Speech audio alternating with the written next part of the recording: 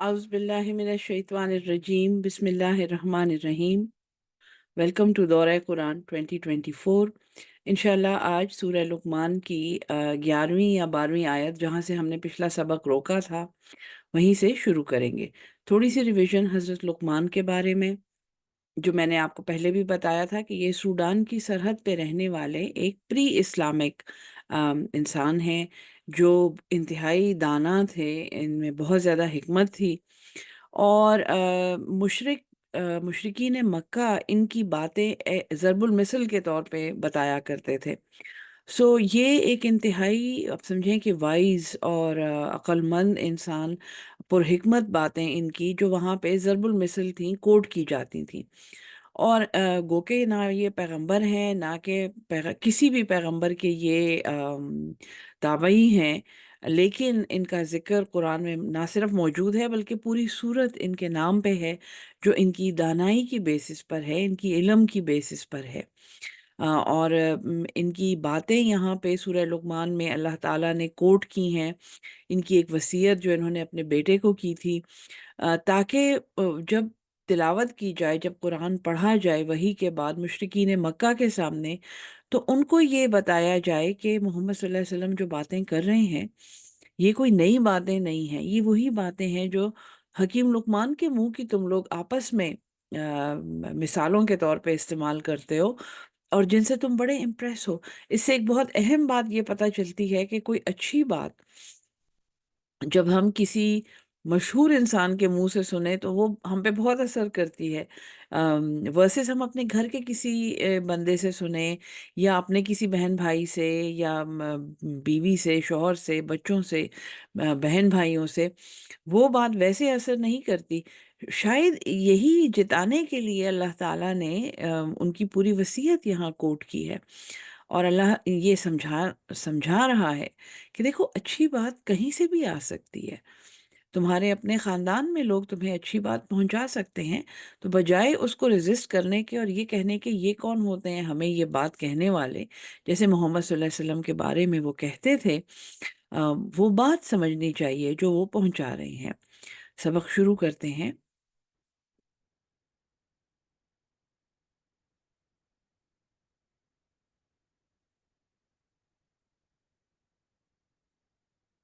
जी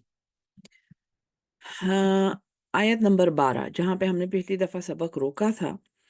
बिस्मिल्लाहिर्रहमानिर्रहीम। वलक़द आतैना, और तहकीक हमने अता की थी, लुक़मान अल हिक्मा, लुक़मान को हिकमत, अनिश्कुर लिल्लाह, सबसे बड़ी हिकमत जो लुक़मान हकीम को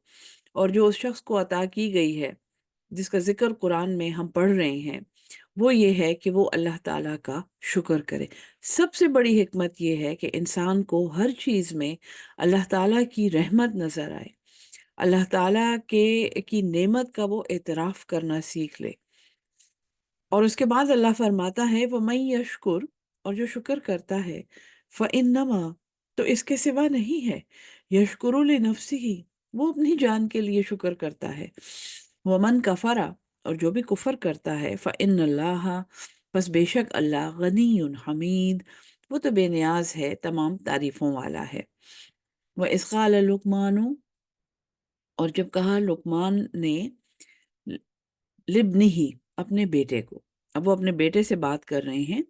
वह हुआ याइज़ुहु, और वो उसे नसीहत कर रहे थे, वो उसे वाज कर रहे थे, या बुनैया, ऐ मेरे बेटे। और ये बहुत ही एक प्यार का कलमा है, लाइक जैसे इंग्लिश में हम कहें oh my darling sun, oh my dear सन, उर्दू में हम कहें प्यारे प्यारे बच्चे। सो उन्होंने कहा कि ए मेरे बेटे, सबसे पहली नसीहत, ला तुशरिक बिल्लाह, अल्लाह के साथ शरीक नहीं करना। और शिर्क की रिवीजन का तो यहाँ पे वक्त नहीं है, लेकिन ये है कि मैं शिर्क डिटेल में पढ़ा चुकी हूँ, सूरह अल बकरा में, सूरह अनाम में, सूरह आले इमरान में। तो शिर्क की रिवीजन आप ज़रूर कर लें, शिर्क का सेशन, और शिर्क की तारीफ़ और उसकी शाखें। ये शिर्क बुत परस्ती वाला शिर्क नहीं है। ये नहीं है कि आप किसी बुत के सामने सजदा कर रहे हैं, लेकिन वो अपने बच्चे को कह रहे हैं कि अल्लाह के साथ शरीक नहीं करना। اگر اللہ کی نافرمانی کرو گے تو گویا تم نے اپنے نفس کو اللہ سے شریک کر دیا ہے۔ اگر صبح کی نماز کے لیے نہیں اٹھ پا رہے ہو تو تم نے نیند کو اللہ کے ساتھ شریک کر دیا ہے۔ اگر تم اپنے کسی غلط کام کے لیے ڈالیاں پہنچا رہے ہو، رشوتیں پہنچا رہے ہو، سفارش کرا رہے ہو، تو جس سے تم سفارش کر رہے ہو، جس سے تم سفارش کروا رہے ہو، اس کو تم نے اللہ کے ساتھ شریک کر دیا ہے۔ یہ کانسیپٹ بہت آسان ہے سمجھنا۔ اگر ہم یہ مان لیں کہ شرک کرنا بہت آسان ہے اور شرک صرف بت پرستی نہیں ہے، اور یہ جس معاشرے میں یہ بات کر رہے ہیں وہاں پہ ہمیں کچھ نہیں پتا کون سا مذہب مروج تھا یا کس مذہب پر تھے وہ لوگ، لیکن لقمان جو ہیں یہ ایک موحد ہیں، یعنی یہ توحید پرست ہیں۔ سو وہ بچے کو کہہ رہے ہیں لا تشرک باللہ، دیکھو اللہ کے ساتھ شریک نہیں کرنا۔ ان الشرک، بے شک شرک، لظلم عظیم، یہ سب سے بڑا ظلم ہے، اور یقیناً یہ سب سے بڑا ظلم ہے۔ جو انسان یہ ظلم کر سکتا ہے کہ وہ اپنے اللہ کے حکم کے ساتھ کسی کو بھی شریک کر دے، وہ پھر کچھ بھی کر سکتا ہے، کیونکہ اس کا قبلہ خطا ہو جاتا ہے، وہ اپنے خالق کا انکار کر بیٹھتا ہے۔ وَوَصَّيْنَا الْإِنسَانَ، اور ہم نے وصیت کی انسان کو، بِوَالِدَيْهِ، اس کے ماں باپ کے بارے میں، حملت ہو، پھر والدیہ تو ماں باپ ہیں، کہ ہم نے وصیت کی انسان کو اس کے ماں باپ کے بارے میں، حملت ہو امہ، اس کو اٹھائے رکھا، حمل بوجھ کو کہتے ہیں، سو اس کی ماں نے وہ حمل اٹھائے رکھا، امہ اس کی ماں نے، وہنن ایک کمزوری، علی وہنن دوسری کمزوری پر۔ سو ایک تو وہ عورت ہے اور وہ جسمانی طور پہ مرد سے کمزور ہے، اس کے پٹھے، اس کی ہڈیاں، اس کے فزیکل سٹرکچر مرد سے کمزور ہے، جیسا کہ وہ قدرتی فطری طور پہ بنایا گیا ہے۔ یہ اور بات ہے کہ وہ آج کل دوائیاں کھا کھا کے اور ورزشیں کر کر کے وہ مردوں جیسی شبیہ بنا لیتی ہیں، لیکن فطری طور پہ وہ مرد سے کمزور تخلیق کی گئی ہے، اور پھر اس کے اوپر دوسری کمزوری کہ اسے حمل ہو جاتا ہے اور وہ بچے کو پیٹ میں اٹھا کے اس کو سارا کام کرنا پڑتا ہے، وہ فِصَالُهُ، اور اس کا دودھ چھڑانا۔ سو 9 مہینے تو پیٹ میں رکھا بچے کو، اور پھر اس کے بعد فی عامین، 2 سال میں 2 سال اس کو دودھ پلایا اگر رضاعت پوری کی۔ انشکر، یہ کہ تو شکر کر، وہ والدی کا، اور اپنے ماں باپ کا۔ انشکر لی، ہاں تو میرا شکر ادا کر، اللہ کہتا ہے، اور پھر اپنے ماں باپ کا۔ الی المصیر، میری ہی طرف لوٹ کر آنا ہے۔ وَإِن جَاهَدَاكَ، اور اگر وہ تیرے ساتھ جھگڑا کریں، عَلَىٰ أَن تُشْرِكَ بِي، یہ کہ تو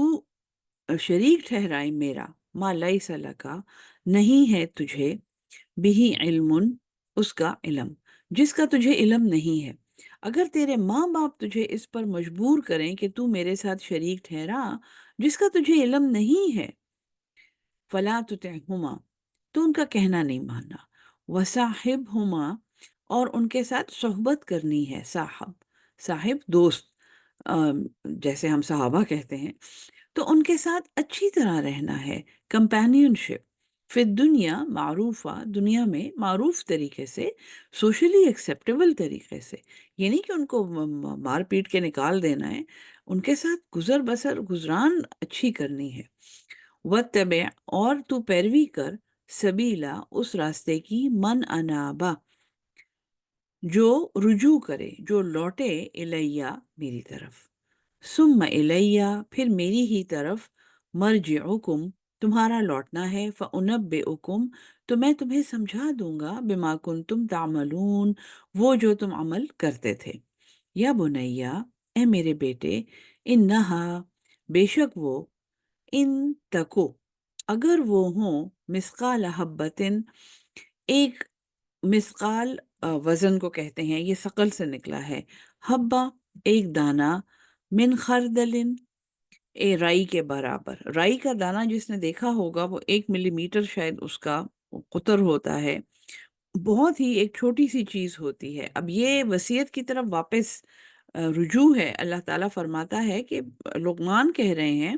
یا بنیا، اے میرے بیٹے، انہا ان تکو، بے شک اگر وہ ہو بھی مسقال حبتن، اس کا وزن اس دانے کا، من خردلن، ایک رائی کے برابر، فتکن فی صخرتن، پھر وہ ہو صخرہ، صخرہ چٹان کو کہتے ہیں، چھوٹے پتھر کو بھی نہیں کہتے، چٹان کو کہتے ہیں، جیسے ام، حجر پتھر کو کہتے ہیں، لیکن صخرہ جو ہے یہ بڑے پتھر کو کہتے ہیں۔ تو یہ رائی کا دانہ اب کسی چٹان کے اندر بند ہے، او فی السماوات، یا وہ آسمانوں میں ہے، او فی الارض، یا وہ زمین میں، یأتی بہ اللہ، لے آئے گا اسے اللہ، ان اللہ، بے شک اللہ، لطیف خبیر، وہ باریک بین ہے اور وہ باخبر ہے۔ اب لقمان اپنے بچے کو نصیحت کر رہے ہیں کہ دیکھو تم اللہ کے ساتھ شریک نہیں کرنا، تمہارا اللہ ایسا ہے، جس اللہ کو ہم جانتے ہیں وہ ایسا ہے کہ اگر کوئی بھی بات ایک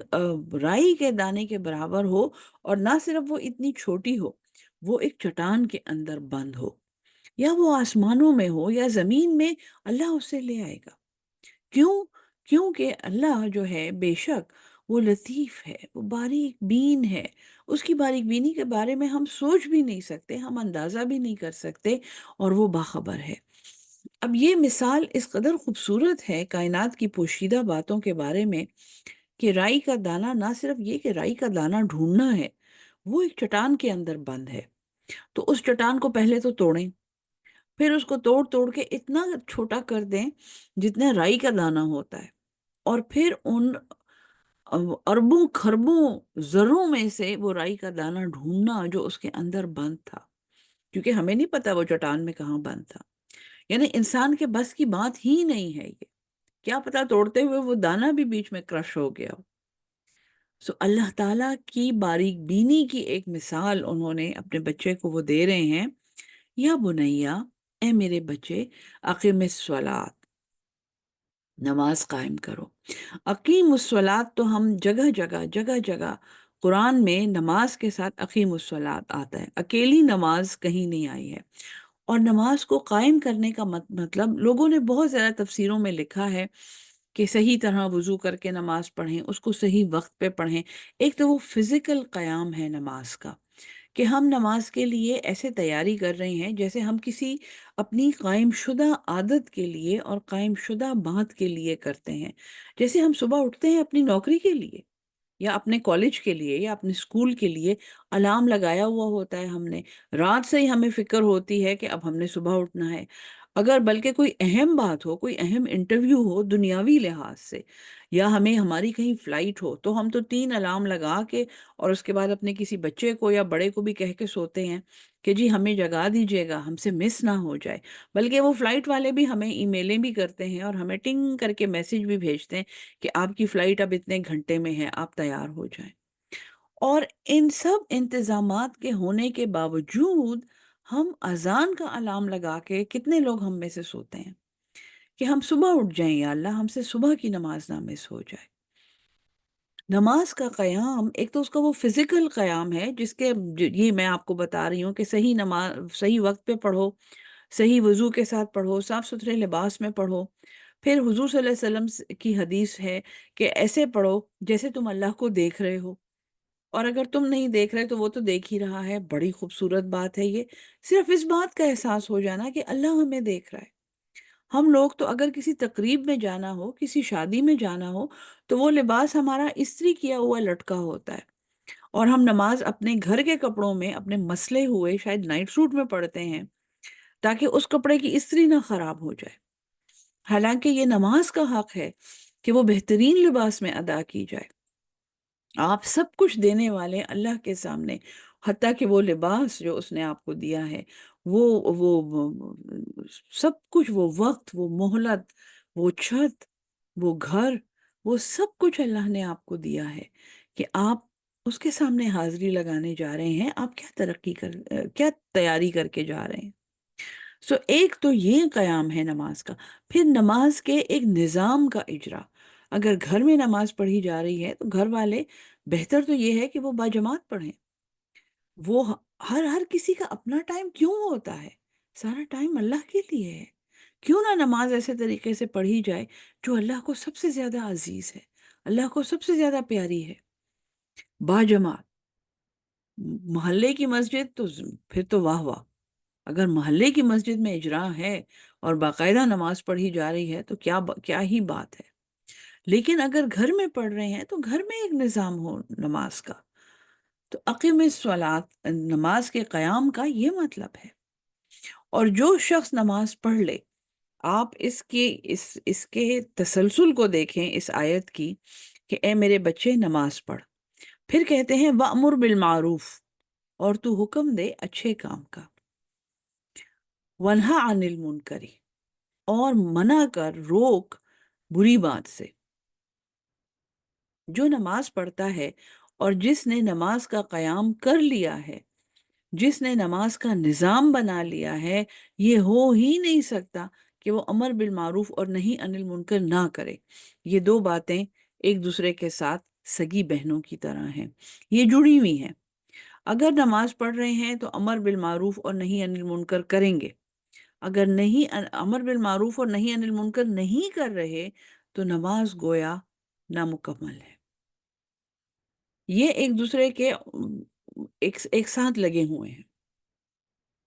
جس نے نماز کا قیام کر لیا اپنے نفس پہ، اپنے وجود پہ، وہ غلط بات پہ خاموش نہیں رہ سکتا، وہ حق کے ساتھ کھڑا ہوگا ہر جگہ۔ اور پھر اللہ کہتا ہے وَاصْبِرْ،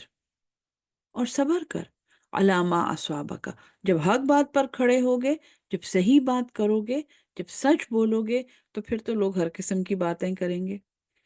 پھر تو لوگ سب کچھ کہیں گے، پھر تو رسالت پر ہونے والے اعتراضات 12 یا 15 ہم البقرہ میں پڑھ چکے ہیں۔ یہ جی جبریل کیوں لا رہا ہے یہ وحی، ہمیں نہیں پسند جبریل، اور یہ کیسی باتیں ہیں، یہ تو جادو کی باتیں ہیں، یہ تو ہمیں نہیں سمجھ آ رہی، اور یہ تو یہ اعتراض اور وہ اعتراض، اور یہ ہمیں نہیں پسند اور وہ ہمیں نہیں پسند، اور اس کا نسب ہمیں نہیں پسند۔ اور تو حق کے راستے میں جو تکلیف پہنچے گی اس پر پھر صبر کرنا ہے۔ ان ذالک، بے شک یہ، من عزم الامور، بہت بڑے ہمت کے کام ہیں یہ، ہر کسی کے کرنے کے نہیں ہیں، اللہ کے خاص بندوں کے کام ہیں یہ۔ ولا تسعر، اور تو ٹیڑھا نہ کر، تسعر ایک طرف موڑ لینا، خدہ کا اپنا رخسار، یہ ایسے غرور سے کسی کو دور سے ایسے کر کے دیکھنا۔ ولا تسعر خدک للناس، لوگوں کے لیے، لوگوں کے سامنے تکبر کا اظہار نہ کر، ایسے کر کے لوگوں سے بات نہ کر۔ ولا تمشی فی الارض، اور نہ ہی تو چل اس زمین میں، مرحن اتراتا ہوا۔ ان اللہ، بے شک اللہ، لا یحب، وہ دوست نہیں رکھتا، کل مختال فخور، ہر ایک اترانے والا اور خود پسند۔ فخور فخر سے نکلا ہے، فخور یہ وہ ہے جو اپنے آپ پہ اتنا فخر کرتا ہے کہ بس وہ اپنے آپ پہ ہی فخر کرتا رہتا ہے، اس کو اور کچھ نظر ہی نہیں آتا، انتہائی اپنے اوپر فخر کرنے والا۔ تو یہ خود پسند لوگ ہیں، یہ سیلف سینٹرڈ لوگ ہیں، یہ اتنے سیلف سینٹرڈ ہیں کہ یہ صرف سیلفش ہوتے ہیں، کسی اور کا کام نہیں کر سکتے۔ بلکہ یہ لوگ، ان کو آج کل جو ایک اصطلاح ہے جو استعمال ہوتی ہے وہ ہے نارسسسٹ، جو گل نرگس، نارسس نام ہے اس کا لاٹن میں یا گریک میں، کہ وہ اس پھول کے بارے میں روایت ہے کہ اس نے پانی میں ایک دفعہ اپنے آپ کو دیکھا اور بس پھر وہ اپنے آپ کو ہی دیکھتا رہ گیا، اور اس کو کسی اور کو دیکھنے کا وقت نہیں رہا، بس وہ اپنے آپ میں ہی گم ہو گیا، اس کی ساری دنیا اپنی ذات میں محدود ہو گئی۔ اور آپ نے ایسے بہت سے لوگ دیکھے ہوں گے۔ یہ یہاں پہ انتہائی اہم، آپ سمجھیں کہ سائیکالوجی کے لحاظ سے ایک بہت اہم بات ہے،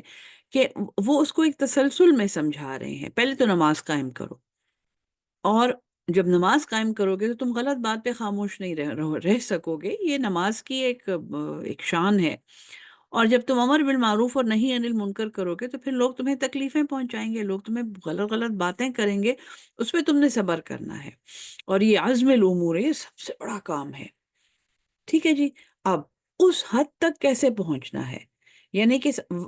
اقیم الصلاۃ کی کا جو لیول ہے، وہ فرما رہے ہیں کہ جب تم اللہ تعالیٰ کی عظمت کو اور اللہ تعالیٰ کی کبریائی کا اعتراف کرو گے تبھی تو تم نماز قائم کرو گے۔ اور وہ کیسے کرنا ہے؟ غرور نہیں کرنا، نمبر ایک،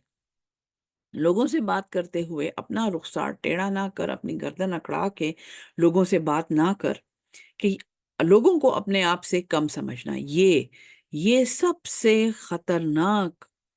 طرز عمل جو کرتے ہوئے ہمیں احساس بھی نہیں ہوتا کہ ہم میں سے زیادہ پڑھے لکھے ہیں، ہم میں سے زیادہ خوبصورت ہیں، ہم میں سے زیادہ امیر ہیں، ہم میں سے زیادہ سمجھدار ہیں، ہمیں اس سے زیادہ تنخواہ ملتی ہے، ہماری پوسٹ اس سے زیادہ بڑی ہے۔ کہیں سے بھی یہ لعنت انسان کو پکڑ سکتی ہے۔ ولا تمشی، اور تم نہ چلو زمین میں مرحا، اتراتے ہوئے، کر کے چل رہے ہیں۔ کیوں؟ ان اللہ، بے شک اللہ، لا یحب، وہ دوست نہیں رکھتا ہر اترانے والے کو اور ہر خود پسند کو۔ جو انسان خود پسند ہوگا اس کا اللہ کے ساتھ بھی ایسا ہی تعلق ہوگا، اللہ کے ساتھ بھی وہ اپنی کنڈیشنز پہ تعلق رکھے گا۔ یہ اللہ میرے ساتھ فیور کر رہا ہے تو ٹھیک ہے، ہاں بس پھر اللہ ہے۔ اور جہاں کوئی سختی آئی، سب سے پہلے تو گھر والوں پہ ان کا نزلہ گرتا ہے۔ جہاں پہ کوئی سختی آتی ہے، بھئی حضور، گھر والے بھی انسان ہیں، ہم؟ ہر چیز کا قصوروار کوئی اور ہوتا ہے اور کریڈٹ ہم نے لینا ہوتا ہے۔ یہ ہیں فخور، یہ صرف اپنے لیے وبال نہیں ہوتے، یہ اپنے خاندان والوں کے لیے وبال ہوتے ہیں، اپنے گھر والوں کے لیے یہ وبال ہوتے ہیں، کیونکہ یہ خود پسند ہوتے ہیں، انہیں کوئی اور بھاتا نہیں ہے۔ وقصد، اور بیچ میں رہ، مقتصد، فی مشی کا، اپنی رفتار میں، یعنی جب چل رہے ہو تو اپنی رفتار میں میانہ رو رہو۔ وغضد، اور غد بصر، جیسے ہم کہتے ہیں نگاہوں کو نیچا کرنا، وغضد، پست کر لے، من صوتی کا، اپنی آواز کو، انا، بے شک، انکر الاصوات، سب سے بری آواز، لصوت الحمیر، البتہ گدھے کی آواز ہے۔ بڑا ہی ہم میں سے بہت سے لوگ بہت اونچا بولنے کے قصوروار ہیں، بہت سے لوگ غصے میں اپنی آواز کو بلند کر لیتے ہیں، بہت سے لوگ یہ نہیں سوچتے کہ گو کہ وہ ٹھیک بات کر رہے ہیں، لیکن وہ انتہائی ناپسند طریقے سے اور انتہائی انپلیزنٹ طریقے سے وہ بات کر رہے ہیں۔ اور یہ ایک آپ سمجھیں کہ افتاد تباہ ہے، یہ لوگوں کی ایک نیچر ہوتی ہے جس سے جان چھڑانا بہت مشکل ہے۔ بہت سے موقعوں پہ انسان کو احساس ہوتا ہے کہ اس کی آواز بہت اونچی ہو گئی ہے، لیکن وہ اپنے آپ کو کنٹرول نہیں کر سکتا۔ ان موقعوں پہ استغفار پڑھنا چاہیے، اعوذ باللہ من الشیطان الرجیم بار بار پڑھنا چاہیے، اللہ سے پناہ مانگنی چاہیے، کیونکہ اپنی آواز اونچی کرنا سب سے بڑھ کے اس بات کی نشانی ہے کہ انسان اپنے آپ کو دوسرے انسان پر حاوی کرنا چاہتا ہے۔ وہ اپنی بات کو اتنا صحیح سمجھتا ہے کہ وہ اس بات کو انتہائی بدصورت طریقے سے کرنے سے بھی پیچھے نہیں ہٹتا، اور وہ یہ سمجھتا ہے کہ اگر وہ زور زور سے گدھے کی طرح چیخ چیخ کے یہ بات کرے گا تو اگلا اس کی بات سن لے گا۔ ہم میں سے بہت سے لوگ، میں خود اس بات کی قصوروار ہوں، کیونکہ دانا لوگوں کا یہ کہنا ہے کہ اپنے آرگومنٹ کو بڑھائیے، اپنی دلیل کو اونچا کیجئے، اپنی بات اتنے خوبصورت طریقے سے کیجئے کہ اگلا اس کو سنے، نہ کہ اپنا والیوم بڑھائیں۔ جب والیوم بڑھ جاتا ہے تو صحیح بات بھی بالکل سننے والوں کو گدھے کی آواز یا گدھے جیسی بے وقوفانہ بات لگتی ہے۔ اس بات کو کرنے کا کیا طریقہ ہے؟ علم ترو، کیا تم نے نہیں دیکھا، ان اللہ، یہ کہ اللہ، سخر لکم، اس نے تسخیر کیے، ما فی السماوات و ما فی الارض، جو کچھ آسمانوں میں ہے اور جو زمین میں، وسبغا، اور اس نے پوری کر دی، اس نے بھرپور طریقے سے دی ہیں، علیکم، نعمہ، اپنی نعمتیں، اس نے تمہیں اپنی نعمتیں بھرپور طریقے سے دی ہیں، ظاہرۃ و باطنہ، ظاہر بھی اور پوشیدہ بھی، ومن الناس،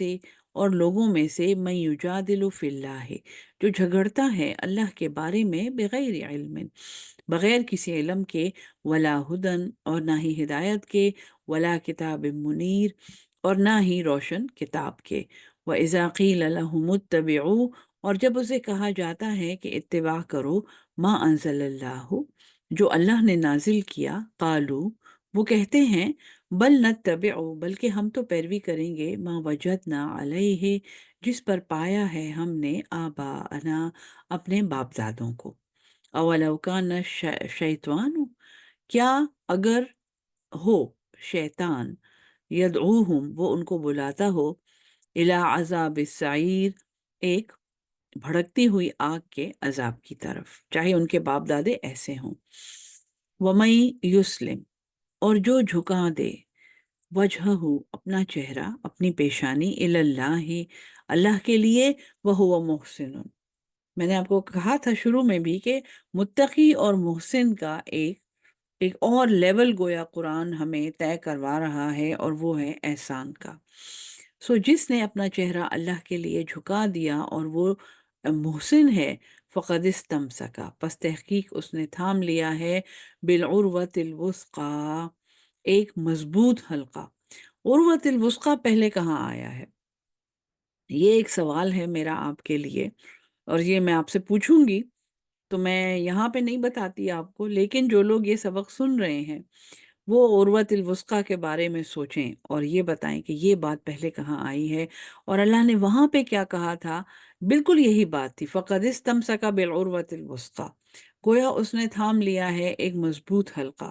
یہ بات کہاں آئی تھی، اور اس وقت اللہ نے کیا ڈیمانڈ کی تھی کہ اگر تم نے ایسا ایسا کیا تو گویا تم نے تو ایک عروۃ الوثقی تھام لیا ہے۔ سو ان دونوں آیات کا تقابل قرآن کے ربط کو ظاہر کرتا ہے، بہت پہلے شروع میں قرآن میں یہ بات آئی ہے،